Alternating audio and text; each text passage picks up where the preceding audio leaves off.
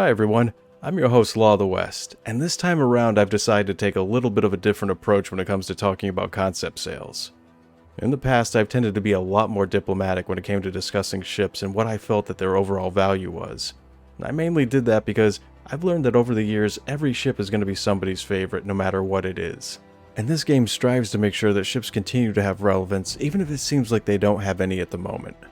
But I'm going to take a different approach when it comes to this video. Instead of just talking about a ship in general, I'm going to let you know if I'd buy it, and then give you all the reasons why I would or wouldn't. And then I'll let you draw your own conclusions from there as to whether or not this is going to be a good ship for you. So with that said, there's two main criteria I generally tend to look at when it comes to deciding whether or not a ship's worth getting. The first thing that I take into account is the amount of gameplay I feel that I'd get out of it, and then I measure that up against what its price is. So exactly how much unique gameplay am I expecting to get out of the Legionnaire? I already have a Valkyrie, so why would I need another smaller version of a dropship? First off, it's a boarding vessel, not a dropship, and the two are very different from one another. Dropships are more geared towards planet-side attacks, while boarding vessels are specifically made for connecting with other ships and then taking control of them using FPS tactics.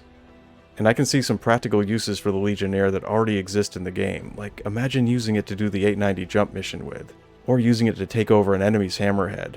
Or even better yet, you could use it to complete the Arlington Gang mission. Imagine locking onto the Xenothreat flagship and taking it over using a boarding party.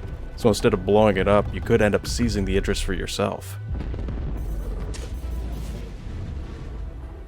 And because of this, the Legionnaire represents a whole new way to complete missions that has a very different outcome from what we're currently used to doing.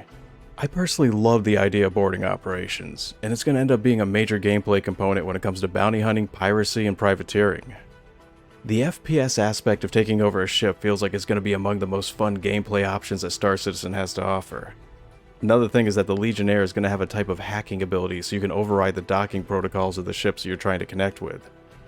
And ever since the Sentinel, I've been looking forward to more hacking and other types of e-warfare gameplay tactics to be introduced into the game. The only thing that I had concerns with about the Legionnaire was with its shields.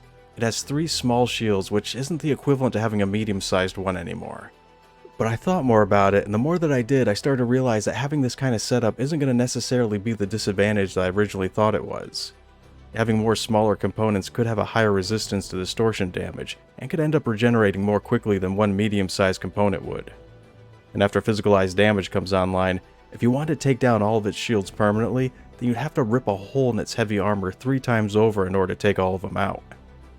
So as far as I'm concerned, it's a yes when it comes to buying this ship with regards to the kind of gameplay that it offers, because the Legionnaire is going to let me take on ships in a whole new way that none of my other vessels are capable of. I'd also like to add in that its docking collar is being referred to as a 2-in-1 that connects to all UEE standard apertures, which allows it to dock with vessels and facilities of all sizes. That's the thing that really stuck with me. Not only are you going to be able to use the Legionnaire to board ships, but also space stations and other spacefaring installations as well. So I'm really going to be looking forward to that type of gameplay to start coming online. And there's one other thing when it comes to this ship and gameplay, and that thing is versatility. I can see a number of uses for it that goes well beyond acting as a staging ground to send boarding parties into other ships. I could see it being used as an armored transport to safely carry people around within an armada, or back and forth from a carrier to a station. It could also potentially be used as a very effective bounty hunter, but they'd have to do the same thing for the Legionnaire that they originally planned on doing for the Super Hornet, and that was allowing you to swap out the co-pilot's chair for what they were referring to as a secure seat that was specifically meant for transporting a prisoner. If they let you replace 4 or even all 8 of its drop seats for secure seats, then this could end up being a very effective bounty hunter. Well, that's going to be everything with regards to gameplay. So what about the price? When it comes to cost, I was a little shocked at how low the war bond price is. I was expecting somewhere between 150-ish and 230, somewhere around that ballpark. You have to also consider that it's a military vessel, which those usually tend to be overpriced for what they offer. And there was some speculation that the Legionnaire wouldn't have any shields or weapons in order to keep the price down, which means that it would have to completely rely on its armor and escort ships to protect it, so I was preparing myself for that. Which I'm really happy to see that it did come with shields and 2 remote turrets for defense. They're not huge or anything, but at least it has some protection. And it not only has heavy armor, but some redundancy when it comes to its shielding. So it's all good in that department. The only thing that it's lacking is a tractor beam that's located somewhere under the tail of this ship so they could go full-on Pelican with it. But if that's my only complaint, then I'm going to live with it. So, would I buy this ship? Well, the answer to that is yes, because I've already picked one up. But should you buy this ship? If FPS combat is your thing, if you plan on doing any kind of piracy, or if you just like the idea of taking a group of friends and being able to raid a ship Tarkov style, then I'd say yes.